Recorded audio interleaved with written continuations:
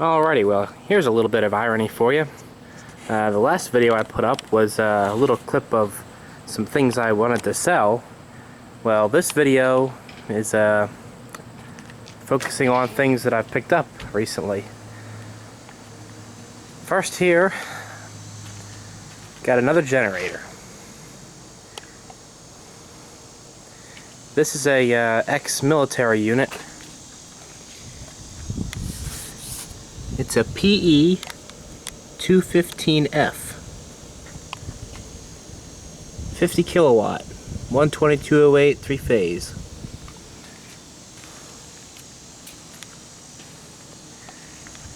It's powered by an International Harvester UD16 gasoline start diesel run engine. The generator end is made by Continental Electric out of Newark, New Jersey. There's the exciter tag. And the main generator tag over here.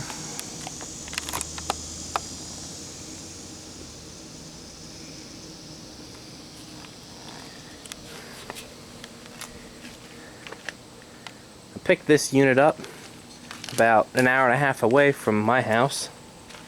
It was a Craigslist find. I have no experience with this type of engine. I've never worked on one of these before. Here's the engine tag. It's a UD16.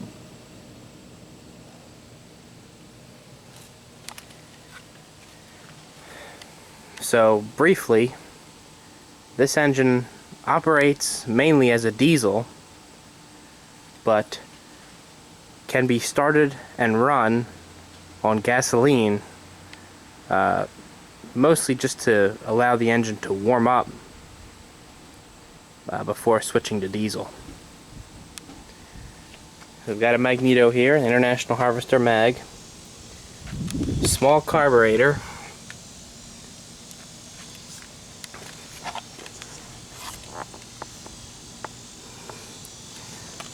this carburetor's got no throttle butterfly, it's fixed.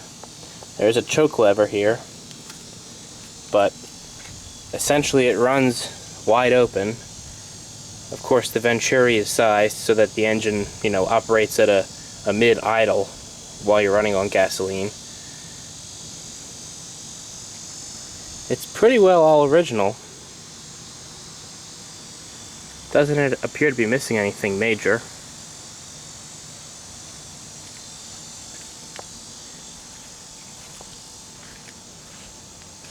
I haven't done anything to it yet.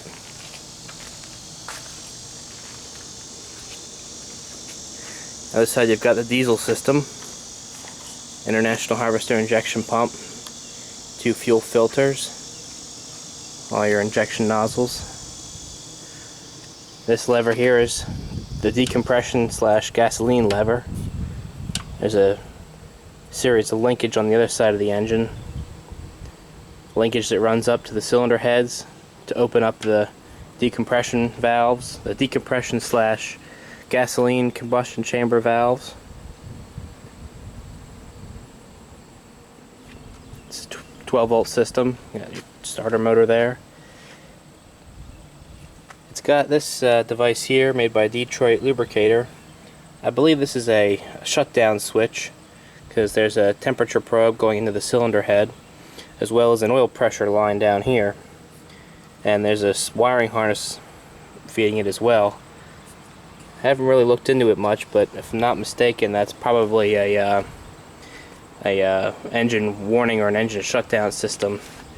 I haven't traced the wires out, but you got a solenoid valve in the feed line to the injection pump, so I would imagine it just cuts the fuel to the pump if the engine were to overheat or run low on oil pressure.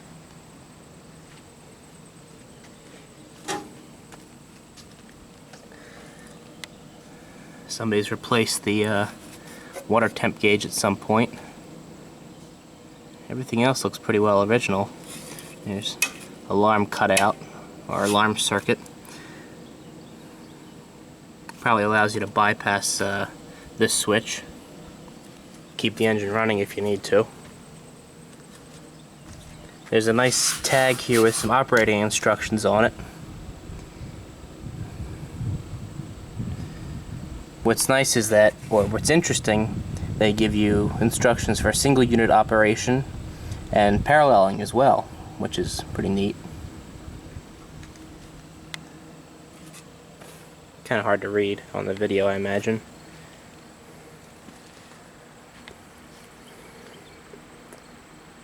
Inside of the crankcase seems pretty clean. The radiator is full of coolant. So I don't think it's going to take, well, it also turns over, so I don't think it's going to be quite the project that the Caterpillar is. And it should be able to get running without too much effort, as long as the diesel fuel system's okay. I have no reason that it's not, no reason to believe it's not. I'm sure it just needs cleaning. The electrical system of the generator is a bit of a different story. We got here what looks like to be a newer Basler KR4F voltage regulator. I do not think this style of regulator would be original to the generator. This is more of a 1970s, 1980s component. And I have a feeling that the generator itself, the set, is probably out of the 50s or the early 60s. So that looks like a retrofit. And whenever it was removed, it was kind of gutted, so you know, you can see it looks like these leads here where they had them tapped in right on the outputs. I haven't really traced anything out yet, so I don't know where the field wiring is or what. So still looking into that. These are probably the line voltage sensing fuses for the regulator. That might be a field output fuse. Well, it's labeled fuel pump, so who knows. Not sure what they were doing. Probably a pump from the main tank to feed the little tank on the unit, the day tank, if you will.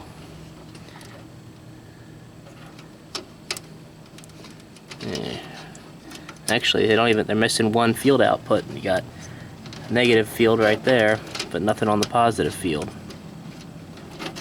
I guess, oh, there it is right there. Must have got yanked out. So, again, have to do a little bit of looking, a little bit of wire tracing out. We'll see. Somebody made a little notation here. Exciter switch must be off when on gasoline. That may be because the engine doesn't run at 1800 RPM when it's on gasoline. It might only run at 900 RPM or 1000 RPM. And you definitely don't want to do that with an automatic voltage regulator. You can risk burning that out because the field current will be too high because it's trying to drive the main generator voltage up when it's not spinning at its rated speed.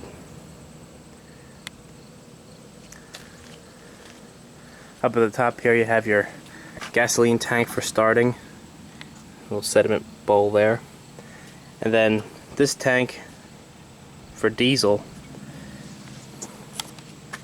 Get a line out the bottom which goes to the transfer pump and the filters and eventually to the injection pump. You've got a pressure relief here from the transfer pump just going back up to the tank.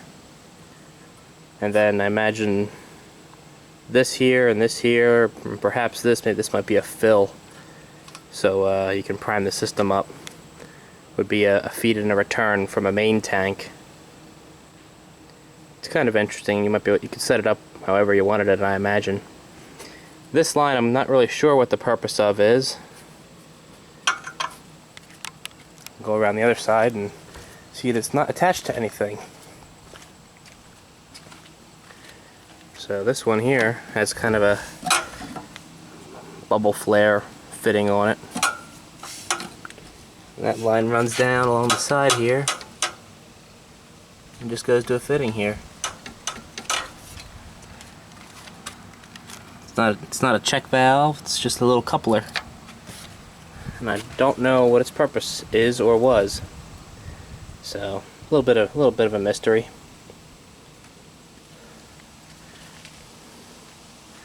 So that's this unit. From the same guy, I also picked up this little horizontal milling machine made by Fox Machinery in Grand Rapids, Michigan. I'm not sure the age of this unit. It's hard to say. I imagine it's probably from the 1940s or so.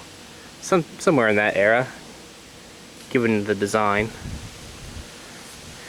Looks to have been modified with this motor assembly up top. I don't think it's original.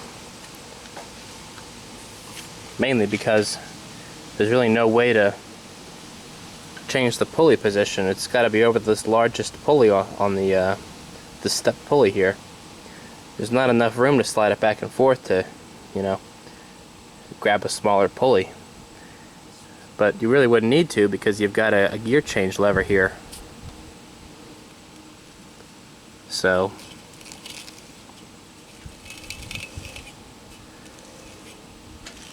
even though it's not original, it looks like, or it may not, even though it may not be original, it looks like it could be made to work well as it is. It's fairly complete. So I'll have to get that cleaned up and set next to the Bridgeport milling machine in the garage there. Be a nice addition. So if anybody can tell me some information about these units here, these gas start diesel run International Harvester engines and these generator ends, I'd like to see it or hear it. It's kind of a neat unit. When I saw it on Craigslist, I called the guy immediately, because I don't think they come up for sale too often. So, as with everything, we'll keep you updated as projects progress. So, thanks for watching.